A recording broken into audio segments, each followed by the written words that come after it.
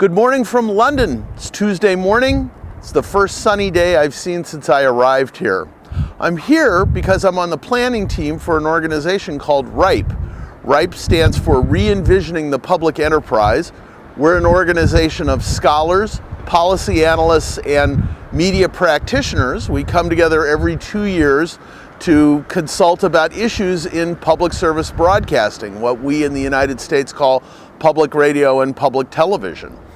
And so I spent the last 2 days looking through materials, planning for our conference here next fall, and had a wonderful time visiting with colleagues. But while I'm here, I thought it would be a good chance for me to share some things with you about mass communication and digital media in the United Kingdom.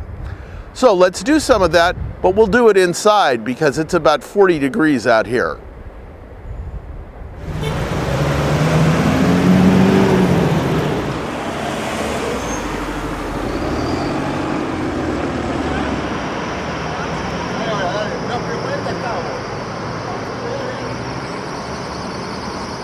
Oh, that's much better, much warmer in here. Well, of course, London is one of the most important cities in the world. People have been living on this spot on the Thames River since before the Roman Empire. This is a 24-hour-a-day city. There's always stuff going on. You can hear traffic all the time. You hear people all the time. It's an incredibly busy city. And it's a city that's filled with mass media. When we arrived at Heathrow Airport, no sooner had I sat down on my first subway train, what they call the tube here, and what did I discover but a newspaper. Now, in the United States, we talk very much about how the newspaper industry is in trouble, but here in Great Britain, newspapers are everywhere. You walk down the street and you see corner stands with rows of newspapers and magazines. So this is a city that's full of people who read, and that's how they're getting their news. This is a daily called The Metro, concentrating a lot on more local stories. Here on the back we have sports, but there are literally, probably a dozen daily tabloid-style newspapers. That's what we call it when they're in this form here, a little different from the newspapers that we're used to back home, where we often have an upper and lower page, but here most of the newspapers are tabloid style, the kind of thing that we're used to seeing at the end aisle of the grocery store. This is the Times, one of the oldest papers in London. What I've noticed about the Times is it tends to focus on political news on the front page. Here's a story very similar to what we might see in the Washington Post, something about the federal budget here in the United Kingdom and Parliament overspending its budgets. Not too different from what we would expect from political news in the U.S. And then again, on the back, certainly the sports, very important. But there's another tradition in British news that we're not as familiar with, and that's the daily tabloid like The Sun. This is The Sun. This paper is owned by News Corporation. The News Corporation is headed by Rupert Murdoch, the media mogul from Australia, built a newspaper empire there, and then exported his style of management and editorial work to the United Kingdom. And the first paper he purchased here was The Sun. Now, The Sun is a very salacious kind of popular paper. You can see the headline here is Avram at the Brothel. The Sun concentrates on a lot of celebrity gossip. They're famous for their scantily clad women here on page 3. It's one of the ways that Rupert made his money. So there's all kinds of things, don't fret, Pete, I'll marry you. This is very typical News Corporation style newspaper. The Sun is very popular here. Lots of contests, lots of big headlines here on the back.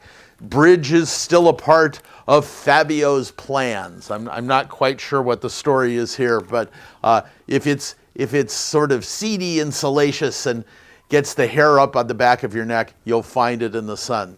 So, newspaper journalism alive and well in Great Britain.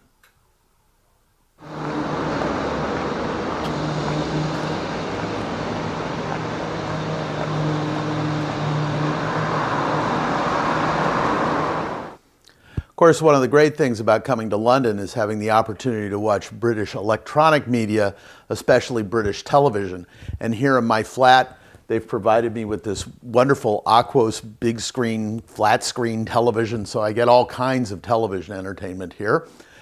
Now, what you're looking at is the channel guide for Sky TV.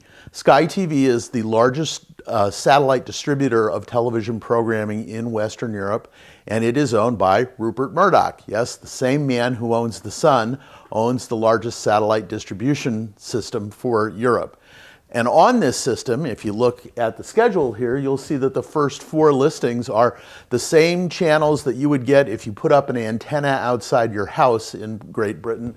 BBC One and BBC Two, which have been on the air since the 1950s, and then ITV, the independent television channel, and Channel 4, which is an advertiser-supported channel operated by the British government. But in addition, there are all kinds of American channels on this system. The Discovery Channel is here, the History Channel is here, the Hallmark Channel is on here, and you can go through page after page of American television. So the power of American television is definitely felt here in Europe on Sky TV and in other television distribution systems. For my part, I'm perfectly happy to just watch the BBC because they give me all the weather, and what do you know, right now we're looking at the weather for London, which today is quite good.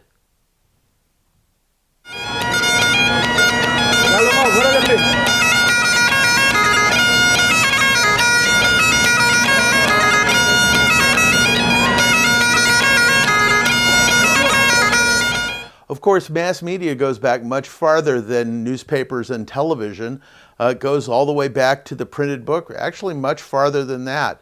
One of the things I've seen a lot of here in Great Britain is cathedrals with huge stained glass windows. And those stained glass windows were one way of telling the stories, not just of the Bible, but of the local people. One of the things I've found most enjoyable here is a trip to the British Library, which is the archive of the United Kingdom and a vast collection of documents.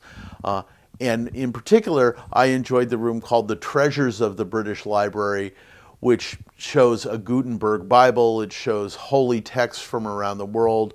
The treasures include the original manuscript of Handel's Messiah, his original score in his own hand. But one thing they've done that's very interesting at the library that I think is an excellent example of the old meeting with the new is what they call the Turning Pages Project. They've taken these great books online, the Gutenberg Bible, and here the Sherborne Missal, which is a catalog of events in the church here. Now, if you click on this page, you can see you turn the pages here. And if you want to zoom in, you simply click on the magnifier, and that allows you to pull the magnifier over the page.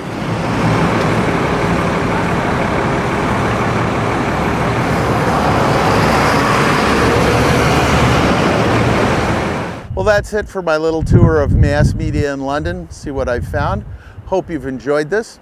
I'll be back at McMinnville on Thursday. Looking forward to seeing you in class and in person. And I'll have more stories to tell about my visit to the United Kingdom. Until then, have a great day.